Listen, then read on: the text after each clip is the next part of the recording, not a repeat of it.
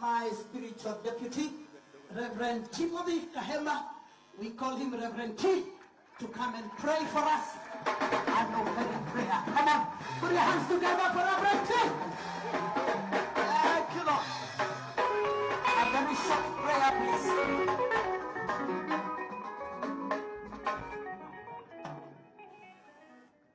Hallelujah. Bwana asifiwe. Hebu nipungie mkono jamani. Hallelujah. Amen. Let us pray. Our Heavenly Father, in the mighty name